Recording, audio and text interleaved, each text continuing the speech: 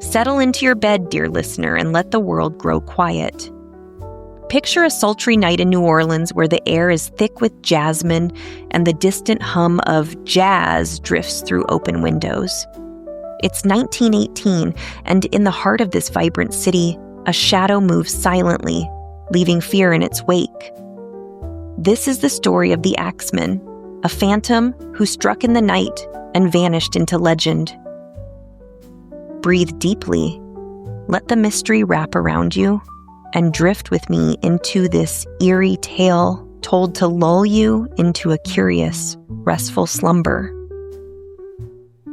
But first, before we dive into tonight's tale, a quick note. CrimeCon 2025 is coming up September 5th through the 7th in Denver, Colorado, and I'd love for you to join me. Use my discount code BRINK, that's BRINK, at checkout to save 10% on your ticket. Plus, show your ticket or code receipt at my table for a free signed copy of my book. I can't wait to meet you there.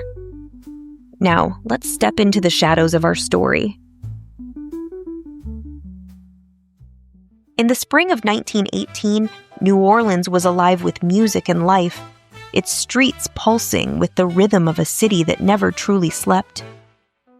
Families lived in close-knit neighborhoods, their homes modest but warm, filled with the clatter of supper dishes and the laughter of children. But beneath this lively surface, a creeping dread began to spread. It started on a humid May night when Joseph and Catherine Maggio, a grocer, and his wife were found in their bed, their throats cut, their heads struck with an axe. The weapon, left at the scene, belonged to the Maggios themselves, as if the killer had slipped into their home and turned their own tools against them. The police found no signs of theft, no clear motive, just a chilling silence where answers should have been. As summer settled over the city, the attacks continued, each one more unsettling than the last. The Axeman, as the press dubbed him, struck without warning, always at night, always with an axe. He targeted Italian grocers and their families, slipping into their homes through a chiseled panel in the door or an open window. The scenes were eerily consistent: blood, an axe left behind, and no trace of the killer. A baker named Joseph Romano was attacked in August, his nieces discovering him in a pool of blood. A young woman, Sarah Lohman, survived a blow to the head, waking to find her attacker gone, a shadow in her memory. The city whispered of a demon, a ghost, a man who moved like smoke through the night. Picture New Orleans now, its gas-lit streets dim and quiet, the air heavy with fear. Families locked their doors, but the Axeman seemed to mock their efforts. He didn't force his way in. He was careful, deliberate, as if he knew the homes he chose. The police were baffled, chasing leads that led nowhere.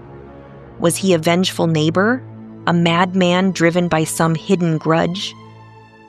The city's Italian community, often grocers like the Maggios, felt the weight of suspicion, but no evidence pointed to a single culprit. The attacks were too precise, too ghostly for a common criminal. Then, in March 1919, the mystery deepened with a letter that chilled the city to its core.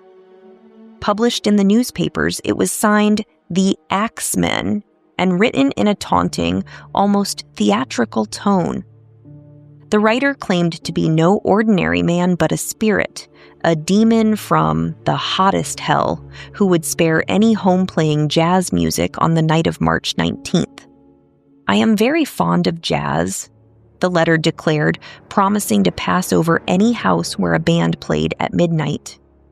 That night, New Orleans erupted in sound. Phonographs blared, pianos thumped, and makeshift bands filled the streets with music. Families huddled together, their homes alive with song, hoping to appease the phantom. No attacks came that night, and the city exhaled, but the Axeman's shadow lingered. As you imagine this scene, let the faint echo of jazz soothe you, a melody floating through the humid air. The attacks continued sporadically after the letter, each one adding to the legend. A grocer named Steve Boca was struck in his sleep but survived, unable to recall his attacker. A couple, Charles and Rosie Cortimiglia, were attacked, their infant daughter tragically killed. Rosie, in a haze of grief, accused a neighbor, but her story faltered, and the man was released. By late 1919, the attacks stopped as suddenly as they began, leaving 6 dead and many more injured. The Axeman vanished, his identity as elusive as the notes of a fading song. The investigation stretched on, but the trail was cold from the start. The police explored every theory: a serial killer with a vendetta against Italians, a mob enforcer, even a supernatural force. The letter suggested a mind that reveled in fear, but was it a genuine clue or a cruel taunt? Some pointed to a man named Joseph Mumfre, a shadowy figure with a criminal past who was killed in 1920 by a woman connected to one of the victims.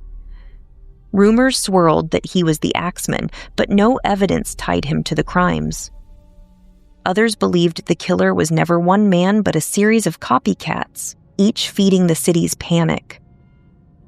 The years passed and New Orleans rebuilt its rhythm, but the Axeman's story never faded. The city's jazz clubs thrived, as if defying the terror with every note. Detectives pored over old reports, chasing leads that dissolved like mist. The letter was analyzed, its words dissected, but it offered no answers, only questions. Was the Axeman a single killer driven by some dark obsession? A myth born from a city's fears? Or something stranger, a figure who walked the line between man and legend? As decades turned to centuries, the case remained unsolved, a melody without resolution. Modern investigators revisited the files, hoping forensics might uncover what 1918 could not, but the evidence was long gone, lost to time in the humid air. The Axeman's letter, preserved in archives, remains the closest glimpse of his mind, a voice that teased, threatened, and vanished. The victims' families carried their grief quietly, their homes no longer safe havens but echoes of a nightmare. Yet New Orleans endured, its spirit unbroken, its music a testament to resilience.